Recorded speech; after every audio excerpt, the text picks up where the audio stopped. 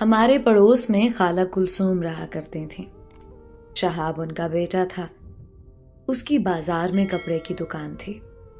ایک روز قریبی قصبہ سے کچھ خواتین کپڑا خریدنے آئیں جو تمام برقعوں میں ملبوس تھیں۔ انہی میں ایک لڑکی سائرہ بھی تھی جس نے خود کو چادر سے ڈھانپ رکھا تھا۔ سائرہ جب اپنے لیے جوڑا پسند کر رہی تھی، اس کے چہرے سے چادر سے رک گئی اور شہاب نے اس کی ایک جھلک دیکھ لی۔ جھلک دیکھتے ہی وہ اس کا دیوانہ ہو گیا۔ دل میں ٹھان لی کہ شادی اسی سے کروں گا، اسے حاصل کرنے کے لیے سر دھڑ کی بازی لگا دوں گا۔ عورتیں حسب ضرورت کپڑے خرید کر چلی گئیں، مگر شہاب کا چین و سکون ختم ہو گیا۔ اب اسے کسی پل چین نہ تھا۔ بار بار اسی نقاب پوش حسینہ کی جھلک نظروں میں جھلملا جاتی اور اس کا قرار لٹ جاتا تھا۔ شہاب کا اب کاروبار میں دل نہ لگ رہا تھا۔ اس کا سارا دھیان اس لڑکی کی طرف تھا۔ دکان پر جو لڑکا ملازم تھا وہ بھانپ گیا کہ مالک کو دل کا مرض لاحق ہو گیا ہے۔ اس نے باتوں باتوں میں چادر والی حسینہ کا ذکر چھیڑا تو شہاب کے کان کھڑے ہو گئے اور وہ اس گفتگو کو دلچسپی سے سننے لگا۔ دوسرے ملازم لڑکے کو ارشد بتا رہا تھا، وہ چادر والی لڑکی جس کا نام سائرہ ہے میری بہن کے پڑوس میں رہتی ہے۔ یہ خالہ شبو کی بیٹی ہے۔ ماں سلائی کرتی ہے، تبھی ان کا گزارا ہے، اور کوئی کفیل نہیں ہے۔ سائرہ کا والد فوت ہو چکا ہے۔ یہ معلومات شہاب کے لیے کسی خزانے سے کم نہ تھیں۔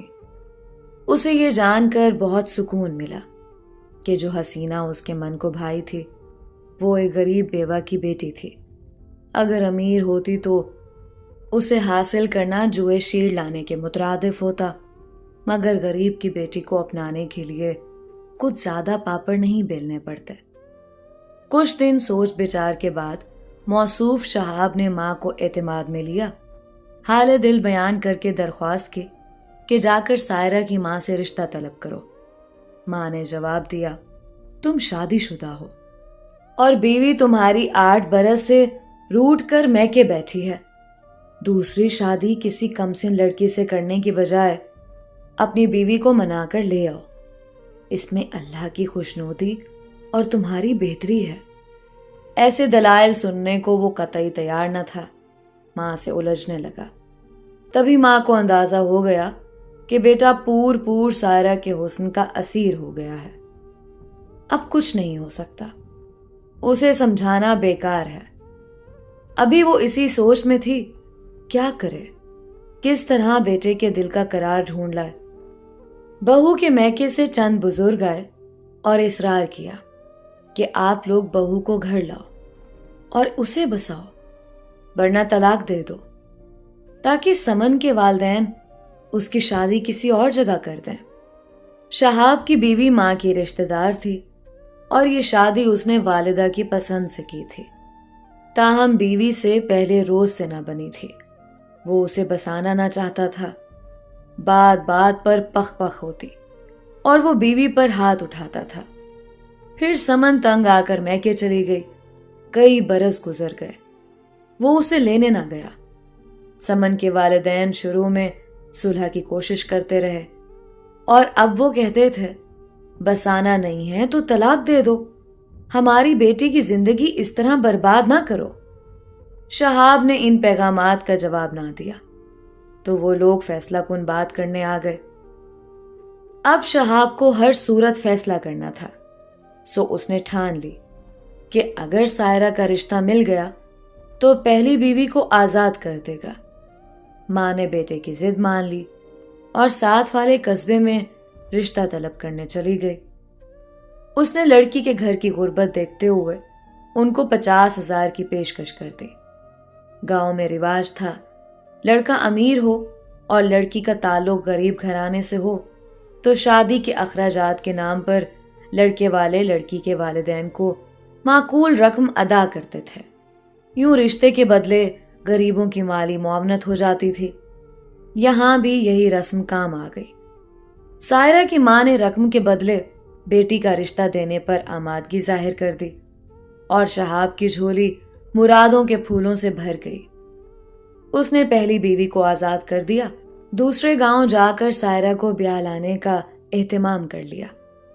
وہ اپنی کامیابی پر بہت خوش تھا، سوچ بھی نہ سکتا تھا کہ اتنی جلد اور آسانی سے اسے یہ من پسند نئی دلہن حاصل ہو جائے گی۔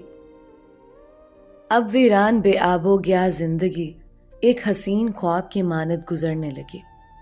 قیمتی ملبوسات، زیور اور دیگر سامان آرائش سائرہ کے سامنے ڈھیر کر دیے، کیونکہ اس کے کپڑے کی بڑی دکان تھی اور مال و دولت کی کمی نہ تھی۔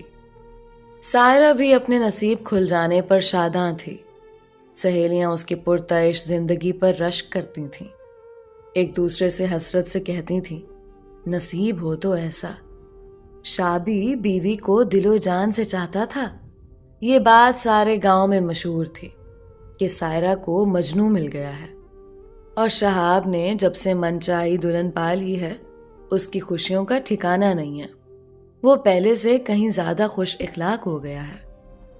خوش اخلاقی اور کاروبار میں خوشحالی کا چولی دامن کا ساتھ ہوتا ہے۔ شہاب گاہکوں کے ساتھ حلیمی اور خوش اخلاقی سے پیش آنے لگا، کاروبار میں اضافہ ہوا، اور جو مندی چل رہی تھی وہ نہ رہی۔ کاروبار دن دگنی رات چگنی ترقی کرنے لگا۔ سبھی کے منہ پر ایک ہی بات تھی کہ سائرہ کے آنے سے شہاب کی خوشحالی میں اضافہ ہوا ہے۔ یہ بات شہاب نے بھی ذہن نشین کر لی، اور وہ بیوی کی چاہت میں ڈوبا ہوا تھا۔ لوگ اس کی پہلی بیوی کو یاد کرتے تو اسے بد نصیب کا لقب دیتے، اور دوسری کو خوش نصیب کہتے۔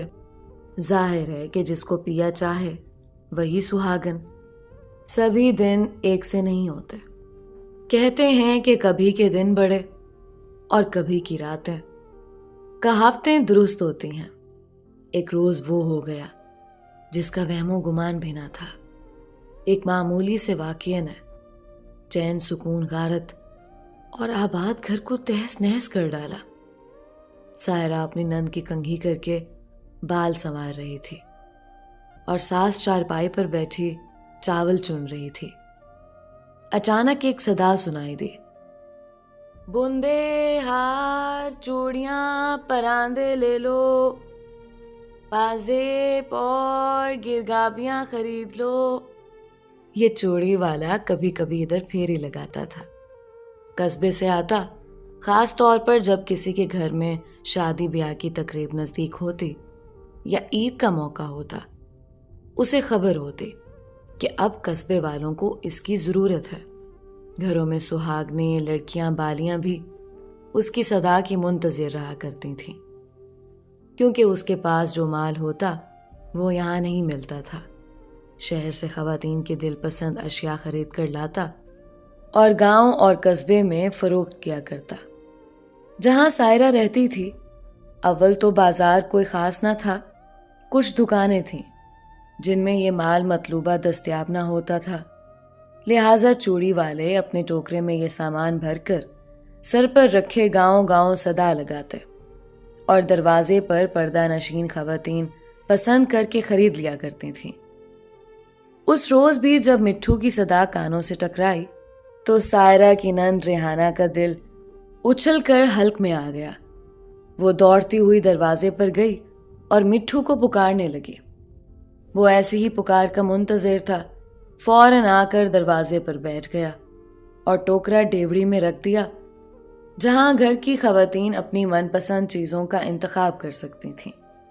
دوسری نند بطول نے ٹوکرے پر نظر ڈالی اور پکارنے لگی، بھابھی سائرہ ادھر آنا، دیکھو وہ کیسی شاندار چوڑیاں اور گرگابیاں ہیں، آؤ مجھے بتاؤ کون سی لوں۔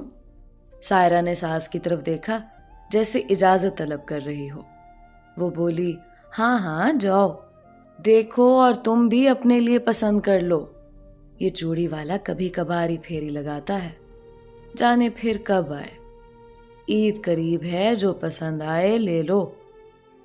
نند بھاوج ڈیوڑی میں بیٹھ کر ٹوکرے سے اپنی پسندیدہ چیزیں اٹھا کر ایک جانب ڈھیر کرتی جاتی تھیں۔ انہوں نے 2 جوڑے گرگابیاں، ہار، بندے اور چوڑیاں پسند کر لیں۔ پھر بطول نے کہا لالا ہم کو چوڑیاں پہنا دو۔ اس نے کانچ کی درجن بھر چوڑیاں دونوں کلائیوں میں پہن لی۔ پھر وہ اٹھ کر سائرہ سے پوچھنے لگی بھابھی کیسی لگ رہی ہیں چوڑیاں؟ بہت اچھی جواب ملا۔ تب وہ بولی تو آپ بھی پہن لیں بھابھی۔ ساس نے کہا ہاں ہاں دلہن تمہاری پہلی عید ہے، دونوں کلائیوں میں بھر کر پہنو۔ ساس کی اجازت پا کر اس نے خوبصورت لال رنگ کی چوڑیوں کا انتخاب کیا اور مٹھو سے بولی یہ پہنا دو۔ اس نے کلائیاں آگے کر دیں اور مٹھو نے اس کے ہاتھ اپنے ہاتھ میں پکڑ کر چوڑیاں چڑھانا شروع کر دیں۔ اتفاق سے شہاب اسی وقت گھر پہنچ گیا۔ اس نے جو بیوی کا ہاتھ غیر مرد کے ہاتھ میں پایا تو اس کو بہت برا لگا، مٹھو کو گالیاں دی اور اس کا ٹوکرا اٹھا کر ڈیوڑی سے باہر پھینک دیا۔ پھر سائرہ کو درشتی سے کھینچ کر گھر کے اندر لے آیا۔ اس غیر متوقع رد عمل پر وہ گھبرا گئی۔ شہاب دھاڑنے لگا کیا یہ تیرا یار لگتا تھا؟ کیوں تو نے اپنا ہاتھ ایک غیر مرد کے ہاتھ میں دیا؟ اس کے ساتھ ہی ایک زناٹے دار تھپڑ اس کے منہ پر پڑا کہ آنکھوں کے آگے تارے ناچنے لگے۔ بول کیوں تو نے ایک غیر مرد کو اپنے ہاتھ کو چھونے دیا؟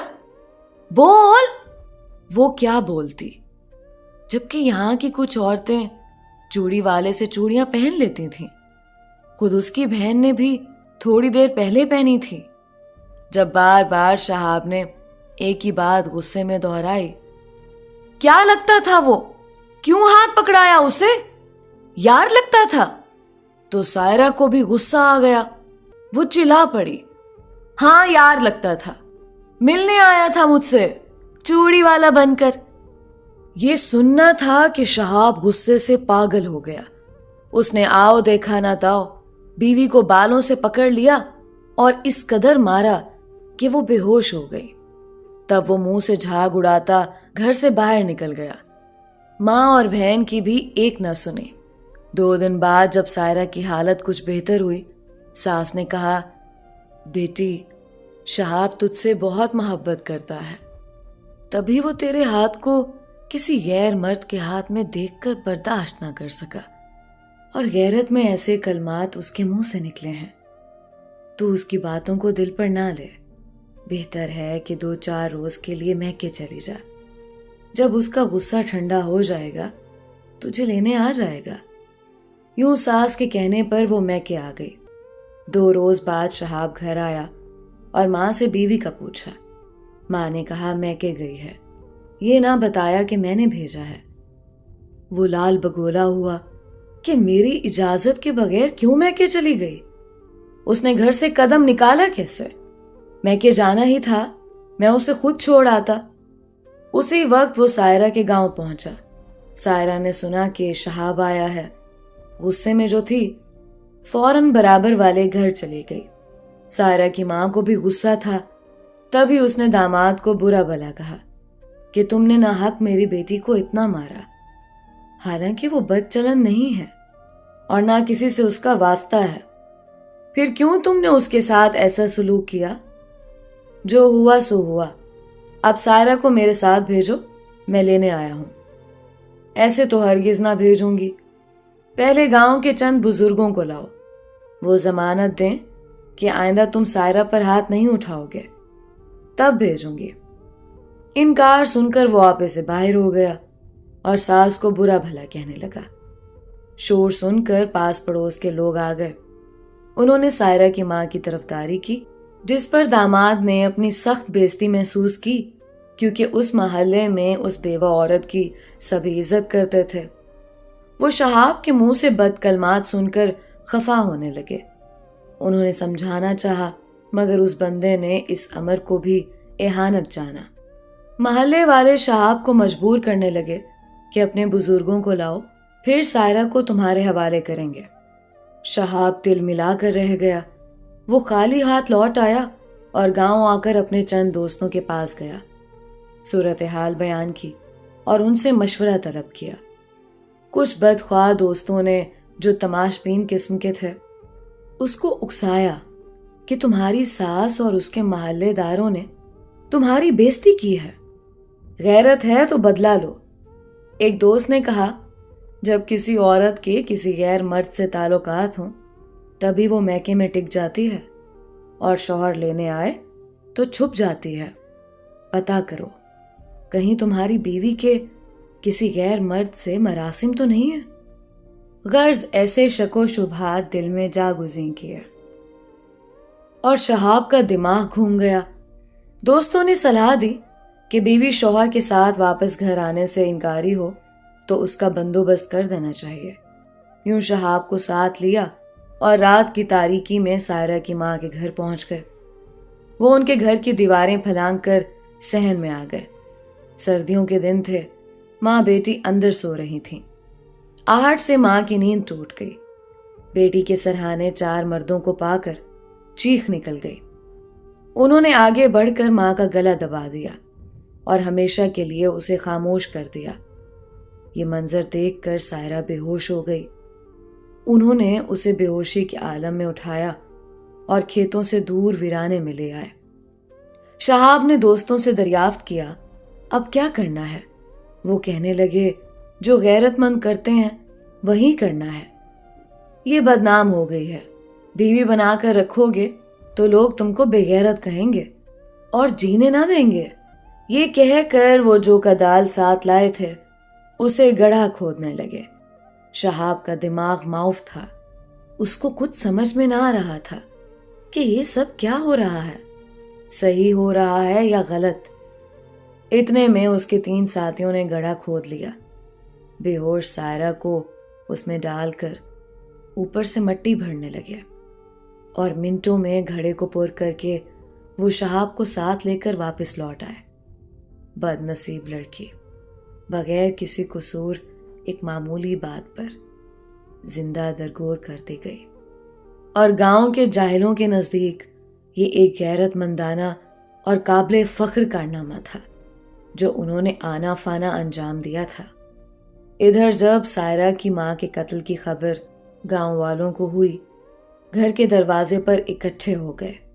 महल्लेदारों ने कहा, यह काम सिर्फ और सिर्फ शहाब का है। फौरन पुलिस को इत्ला की और वो शहाब को गिरफ्तार करके ले गई। जो कुछ हुआ मां की रूबरू हुआ, लिहाजा वो बहुत गमज़दा थी। बेटे से जेल में मुलाकात करने पहुंची और उसे बुरा भला कहने लगी कि ये तूने क्या गजब किया, सास को नाहक मार डाला और बीवी को गायब करा दिया। आखिर तूने ऐसा उनके किस जुर्म पर किया? माँ, मैंने उजलत में खुद बीवी को बदनाम कर डाला था। किसी गैर मर्द के हाथों में उसने अपना हाथ दिया था। मैं इस मंजर को बर्दाश्त ना कर सका। सब लोगों ने ये बात मेरे मुंह से सुन ली है, तो अब मैं कैसे उनकी ज़बानें बंद कर सकता हूँ? ये लोग तरह तरह की गलीज कहानियां घड़ चुके हैं। हर शख्स गांव और कस्बे का बरमला कह रहा है कि शहाब की बीवी का चलन दुरुस्त न था। वो बदकिरदार औरत थी और उसके चूड़ी वाले से ताल्लुकात थे। खुद शौहर ने रंगे हाथों पकड़ा है। ऐसी औरत को जिंदा रहने का कोई हक नहीं। गैरत का तकाजा यही है कि उसे मार दिया जाए। ऐसी बातें सुनकर मैं असल किस्सा किसी को नहीं बता सका। बताऊं भी तो लोग कब यकीन करेंगे? वो मुझे ही झूठा और बेगैरत कहेंगे। तभी मुझे ये कदम मजबूरन उठाना पड़ा। और ना मैं सास को मारना चाहता था और ना सायरा को। ये काम मुझसे मेरे दोस्तों ने कराया है। क्या तुमने सायरा को भी मार दिया? हाँ, मेरे दोस्तों ने उसको जिंदा कब्र में दफन कर दिया, मेरी आंखों के सामने। और मैं उन्हें रोक ना सका क्योंकि वो मुझे बेगैरत कहते और गांव में मैं किसी को मुंह दिखाने के काबिल ना रहता। ये सुनकर मां फूट फूट कर रोने लगी थी।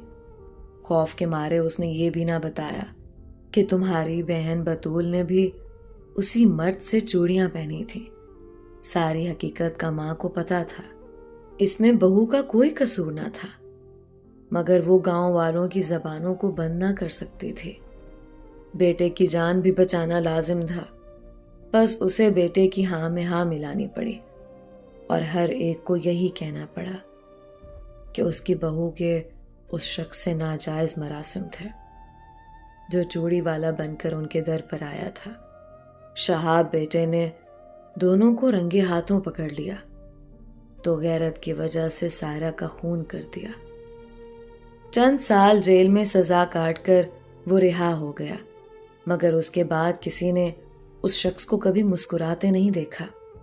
اس کو کلک تھا کہ بیوی اور ساس کے ساتھ اس نے ایک اور ہستی کا بھی خون کیا ہے، اور وہ ہستی اس کی بیوی کے شکم میں پرورش پا رہی تھی۔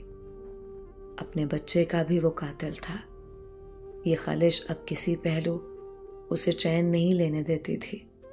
رہائی کے بعد کچھ دن دکان پر بیٹھا، دکان غیر موجودگی میں ملازم چلا رہے تھے۔ انہوں نے کافی خسارہ دیا۔ اس خسارے کو شہاب پورا نہیں کر سکتا تھا۔ اس کا دماغ الجھا رہتا۔ نوبت یہاں تک پہنچی کہ دکان بند ہو گئی اور وہ گھر میں بیٹھ گیا۔ سارا دن گھر پڑا رہتا اور سوچتا رہتا۔ اسے اپنے جاہل دوستوں سے بھی نفرت ہو گئی۔ وہ ملنے آتے تو کہلوا دیتا کہ گھر پر نہیں ہے۔ رفتہ رفتہ انہوں نے آنا چھوڑ دیا۔ تنہائی شہاب کا مقدر بن گئی۔ اس کو پل پل ڈسنے لگی۔ اس شخص کو خبر تھی کہ یہ المناک واقعہ محض اس کی طبیعت کے ابال سے وقوع پذیر ہوا۔ وہ ایک غصہ ور، جلد باز قسم کا آدمی تھا، جس سے محبت کرتا ٹوٹ کر کرتا، اور جب بدگمان ہوتا تو پھر حقائق کی پرواہ کیے بغیر اس پر تل پڑتا تھا۔ شخصیت کی اس خامی نے گھر اجاڑا اور اس کے نام 3 خون لکھے گئے۔ اب وہ راتوں کو جاگتا تھا، سائرہ کو یاد کر کے روتا اور پچھتاتا تھا، مگر گیا وقت ہاتھ آتا نہیں، اور پچھتائے کیا ہوت جب چڑیاں چگ گئیں کھیت۔ سوچ سوچ کر جاگ جاگ کر وہ دیوانہ ہو رہا۔ لوگ کہتے تھے اس کا دماغ چل گیا ہے، دنوں نہاتا نہیں ہے، ہفتوں کپڑے نہیں بدلتا، کھانا پینا نیند آرام سب بھلا دیا ہے۔ ایسے میں آنکھیں وحشت سے ابلی پڑی تھیں۔ غصہ بے پناہ آتا، بلا وجہ لڑنے اور جھگڑنے لگتا۔ گاؤں والے سبھی کہتے تھے 3 قتل کیے ہیں، تبھی پاگل ہو گیا ہے، اس سے بچو، کبھی خون سر پر چڑھ گیا تو ہم کو ہی نہ مار دے۔ کسی کے بارے میں ایسے خیالات پختہ ہو جائیں تب لوگ اس سے دور ہی رہتے ہیں۔ وہ شخص معتوب ٹھہرتا ہے تو غسیلا اور پاگل ہو جاتا ہے، لوگوں سے گھبراتا ہے، ویرانے میں سکون آتا ہے۔ شہاب نے بھی ویرانوں میں پناہ لینا چاہی۔ وہ مستقل قبرستان میں بیٹھنے لگا۔ جب لڑکے وہاں سے گزرتے، ایک میلے کچیلے شخص کو کسی نہ کسی قبر کے پاس بڑبڑاتے دیکھتے تو پاگل پاگل کہہ کر پتھر مارتے اور دوڑ جاتے۔ شہاب ان کو گالیاں دیتا، جواب میں پتھر مارتا یا ان کے پیچھے دوڑنے لگتا۔ وہ پاگل نہ تھا، پچھتاووں کا شکار غم زدہ تھا۔ کوئی غم گسار نہ ملا اور احساس جرم نے اس کو نفسیاتی مریض بنا دیا۔ تب گاؤں کے لوگوں نے اعلان کر دیا کہ شہاب پاگل ہے، کوئی قاتل ہو وہ معاشرے میں سما جاتا ہے، مگر جس کو سب پاگل قرار دے دیں وہ معاشرے میں نہیں رہ سکتا، لوگ اسے معاشرے سے نکال دیتے ہیں۔ شہاب کا انجام یہ ہوا کہ ایک روز رات کے وقت دیوانگی میں نہر میں چھلانگ لگا کر اپنا خاتمہ کر دیا۔ مگر گاؤں والوں پر یہ صداقت واضح ہو گئی کہ کبھی انسان کو بات کا بتنگڑ نہیں بنانا چاہیے اور نہ کسی معاملے میں کسی کو قتل پر اکسانا چاہیے۔